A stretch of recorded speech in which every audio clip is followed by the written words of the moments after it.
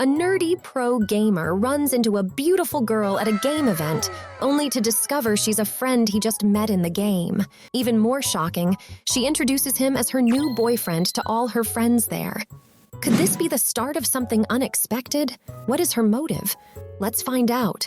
Akane's heart is shattered as her boyfriend Takuma leaves her for a virtual girl he met in the game Forest of Savior, FOS.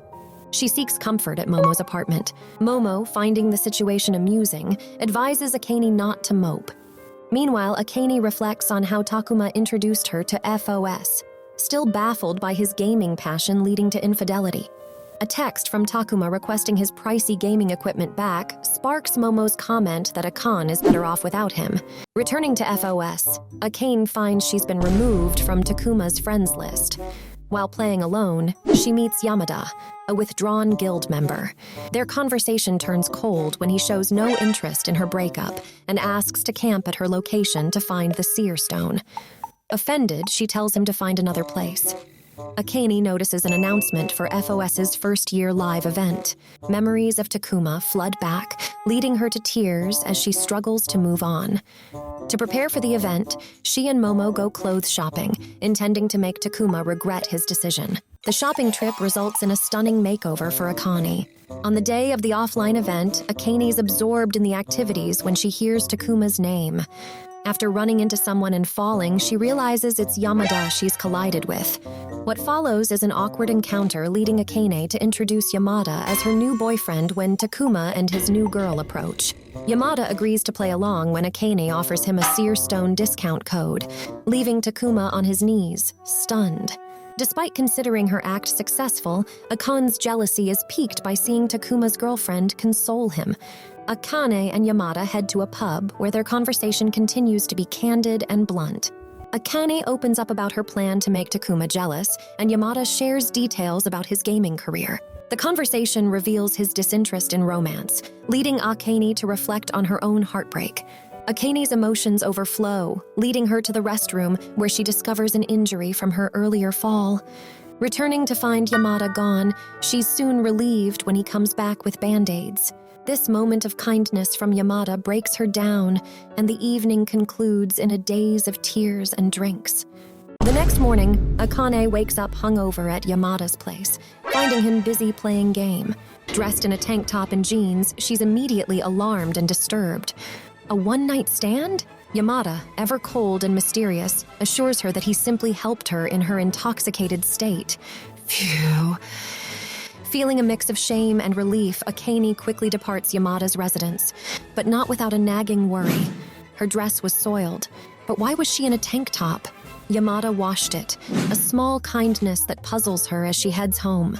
Upon showering, Akane is struck by a sudden realization. Where's the necklace Takuma gave her? Panic sets in and she recalls it might be at Yamada's place. She logs onto the Forest of Savior game to chat with Ruri-chan, their guildmaster online. As she navigates the stress of the missing necklace, Yamada appears in the game. Here's where things get tricky, folks. Yamada's greeted warmly by Ruri-chan, leaving Akane feeling out of place. Their chat about guild storage takes an unexpected turn, and Akane's embarrassment grows as Yamada dismisses her contributions as useless and trash. Despite Ruri-chan's attempt to defuse the situation, Yamada's criticism leaves Akane feeling wounded. Exiting the game, she retreats to her bed quietly. Crack! Yamada's carelessness leads him to step on Akane's heart necklace, breaking it. His rudeness has left its mark, and Akane's feelings are mixed with anger and hurt. The story continues to weave through Akane's nightmare about Takuma, her discussions with her friend Momo, and her encounter with a group of high school girls. Akane's world is filled with reminders of love, loss, and confusion. From being dumped by a senior named Saito to advising Yamada to consider emotions instead of games, her life is a complex tapestry of relationships. Fast forward to Yamada returning the broken necklace, Akane's reflection on Yamada's act of kindness, and the discovery of her old belongings from her mother. With Momo's help, they stumble upon the broken necklace and Yamada's umbrella. Akane's decision to discard these symbols of her past leads to a slightly drunk barbecue dinner and a late-night visit to Yamada's house to return the umbrella. Akane and Momo find themselves in a lively atmosphere, engaged in a group date with two unknown gentlemen. Momo is in her element, but Akane's eyes keep drifting to her phone. Her date tries to spark a conversation about mobile gaming, but Akane's interest lies in Forest of Savior on PC. The guy's confusion is palpable, and Akane's unspoken desire to leave doesn't go unnoticed by Momo. Her phone's constant buzz, messages from Ruri-chan. Doubts creep in, and Momo can't help but question if Ruri is who she claims to be. The date's aftermath is a blur as they head home. A cosplayer catches Akane's eye, bringing back gaming memories. Home again, Akane dives into her virtual world, leaving romance far behind. A conversation with guild members Ruri and Yamada draws her in. Are they a couple? Akane can't help but ponder as Yamada leaves the game. Emotions stir in Akane as flashbacks to a past relationship with Takuma surface. Ruri and Yamada remind her of something she once had, but her thoughts are interrupted as she notes Ruri and Yamada's private conversation, ending with a casual, "See you later."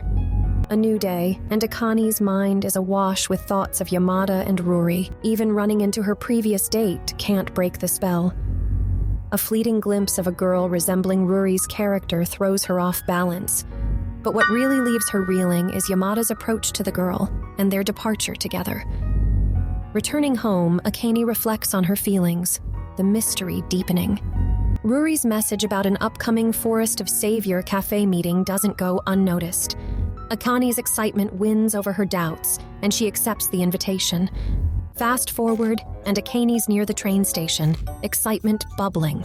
The meeting with her guild members, especially Yamada, is on her mind. A misstep leads her astray, but a bespectacled guy guides her, sharing his game insights. Akane nods, admitting her newbie status, and speaks of her experiences with Yamada and the guild master. As they near the cafe, Ruri's wave catches Akane's eye, but it's Yamada she greets first.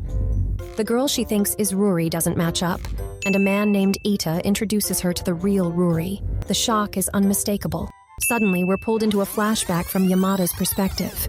A late-night rescue of a drunk woman leads to a strange scenario. His computer awaits, his teammates ready for a training session. The unknown woman's murmuring draws him back. Her emotional outburst leaves him bewildered.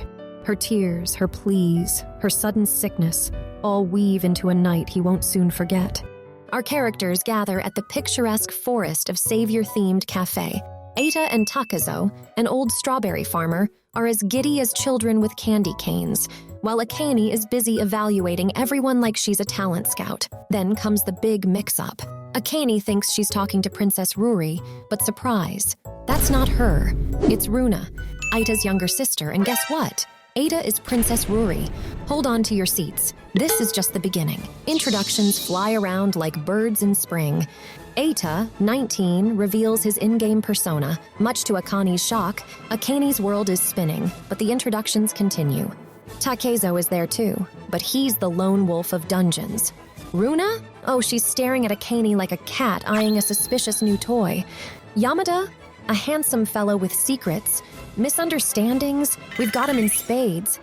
Akane thinks Yamada and Ruri are lovebirds, but nope, just friends. Akane is relieved, but Runa's probing questions leave her speechless, and her drink ends up as a casualty on the floor.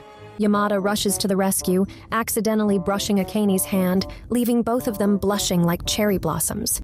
Yamada escapes with Eita, pretending to have a phone call. Clever move? Not really. Eita's onto him, and they share a laugh about Yamada's struggles with the ladies. Back in the cafe, things are calming down, but Runa's intense stare is still locked on Akane like a laser. She's not a fan, and she's not shy about saying so later. She even threatens to force Akane out of the guild.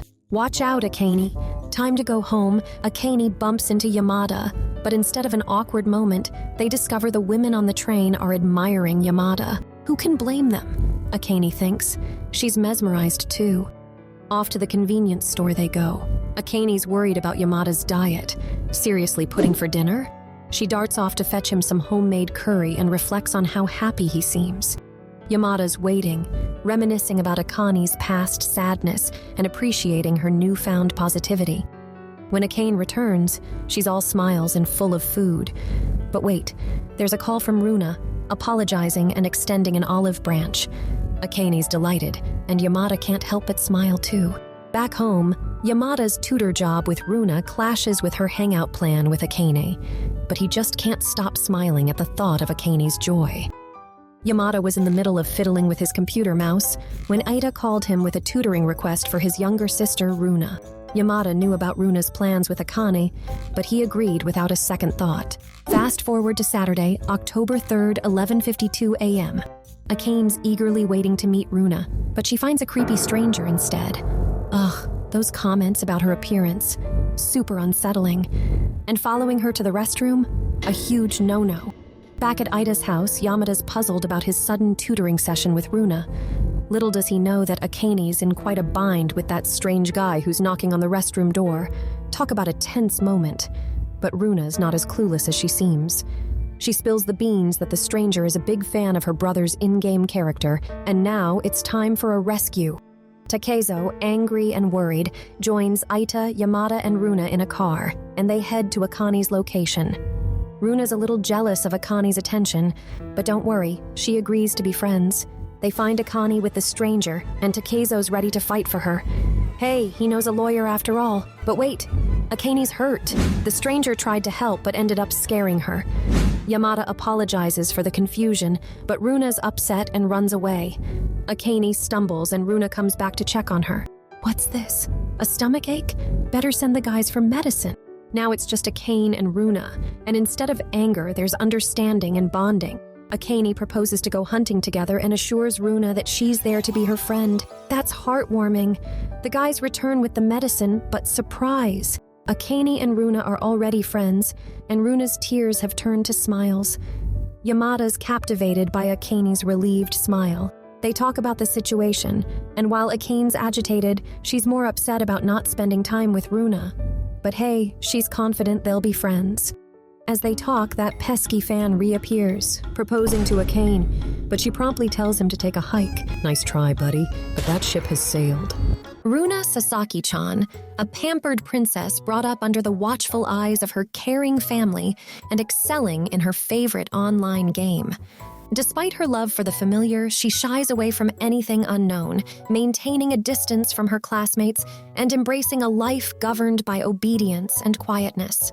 Boys admire the attractive Runa, but her unique clothing and her comparisons to her handsome older brother and his friend put them at a distance. An introverted soul at home, Runa finds solace in observing rather than participating, like when she chose to watch her classmates dance rather than join them. Enter Akane, a mature friend who's not afraid to call Runa out, yet remains her companion even when Runa behaves selfishly. Their bond grows as they share experiences, like visiting the film set of Akane's favorite actor, Sato, sparking in Runa a new longing for more friends to dance with. Momo, another friend, longs to go on a group date with Akane, but finds her preoccupied with Runa and the game Forest of Savior. In this game world, Akane builds connections with Yamada, who, despite being nice to Akane, often finds leveling up with her boring. Runa's assistance allows Akane to level up quickly, sparking interactions with Yamada that are playfully marked by corrections, smiley emojis, and friendly competition. Disaster strikes when Akane's computer catches fire during a game tutorial with Momo. Runa quickly informs her brother Aita, who turns to Yamada for help. The following day's visit to Akane's house becomes an unexpected bonding experience. Yamada, surprisingly accepting Akane's snacks and praising her curry, creates a cozy scene that sparks Runa's curiosity. A picture sent to Ada of Yamada and Akane enjoying their meal inspires an exciting idea. Runa sees the potential for romance. With a determined grin, Runa sets into motion her plan for a romantic comedy scenario. From inviting Akane and Yamada to bathe together to attempting to make Akane eat toast, which Akane devours whole, Runa pushes them closer together. Her encouragement leads to an awkward moment where Akane leans towards Yamada, strands of hair falling into his eyes, their faces only inches apart. But the moment is fleeting, and Yamada's need to leave feels to Runa like an escape. The day ends, leaving the friends and the viewers alike intrigued by the possibilities, the connections, and the unfolding story of Runa's world, friendships, and her whimsical attempts at playing matchmaker. Until next time, stay tuned for more awesome anime recap.